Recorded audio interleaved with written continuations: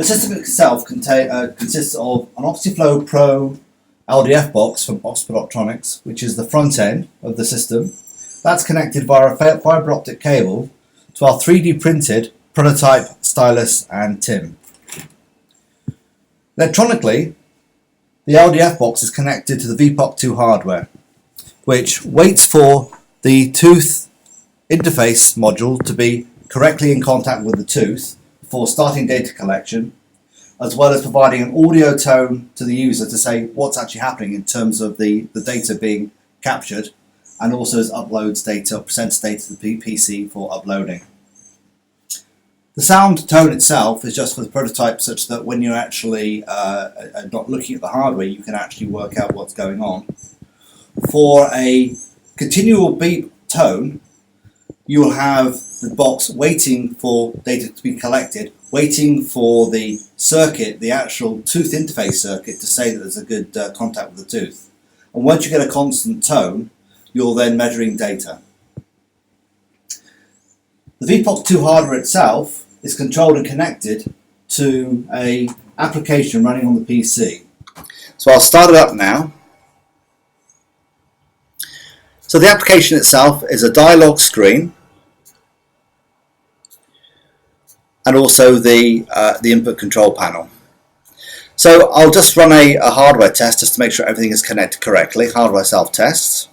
So it's just reported all the registers are correctly set within the actual hardware. And it's now doing a memory test. Data is stored in a memory on the VPOC, and it's just checking the consistency of that memory and uploading, and just making sure all the hardware is working correctly. Uploading, and it's now reporting that the hardware is set correctly. So what I'm going to do now is I'm now going to set the software ready to make a run to make a measurement on a tooth. So the test case data, I'll insert the test case, which is myself, MRB. I'll call it T, which is test.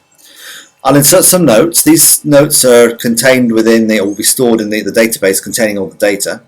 So I'll just say this is a test of Mark's tooth. Tooth location. I'm going to do the lower left tooth. Distance from the gum line, about 3 millimeters. Tooth number, it'll be tooth number 1. Probe rotation is unknown. This will be something which we may investigate further down track. We know that there is some determinants of signal quality, but at the moment we'll just record it as unknown. We'll also choose the Optical box. At this point, the software is now ready to collect some data. So what I'll do is I'll give direction to the hardware to wait for the pedal to be pushed to actually start the data collection. Below the VPOC here we actually have a pedal, and so what we can do is set the stylus on the tooth, and when I'm happy that the stylus is correctly in contact with the tooth, I can then hit the pedal. What will then happen is that the tooth contact circuit will wait for a good solid contact with the tooth, and then it will then start recording data. So I'll start the process now. The software is now ready to be kicked off by the pedal. I'll put the stylus on the tooth.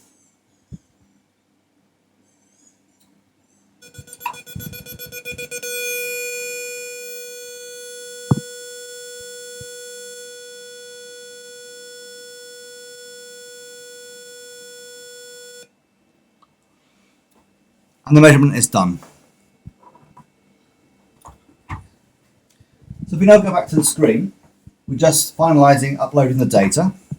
So now what it's going to do, it's going to upload. It's now going to kick off some software which is going to do analysis on the captured data. So this is now running.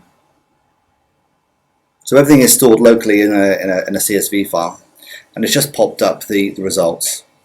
So it's now done. It's very quickly reported, but what we can now do is have a look at the data at our leisure.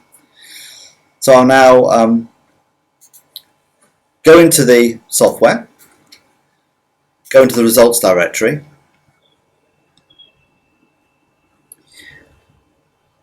I'll just get the file, MRB1, test results.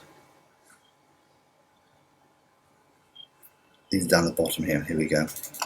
So we have in here the original data which we recorded, which is here, which gives us the mean perfusion at 800 millivolts.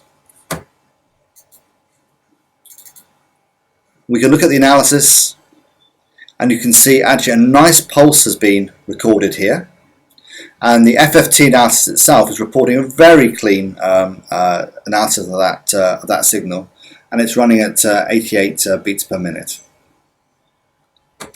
So also contained within the directory, we have the log file of the run itself, which says which version of the software has run, and then it gives you some information. At the bottom, it then gives you the voltage, the perfusion, and the frequency of the pulse. We've also got the notes which are made. This is a test of Mark's tooth. That was entered originally on the form when we started the test.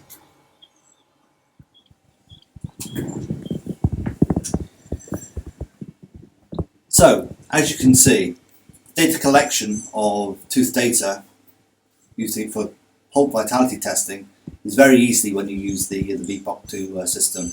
Everything is entered in a form, everything is automatic. You set the software going, hit the pedal, and then everything is then seamless after that, and is stored in the database. Thank you for your attention.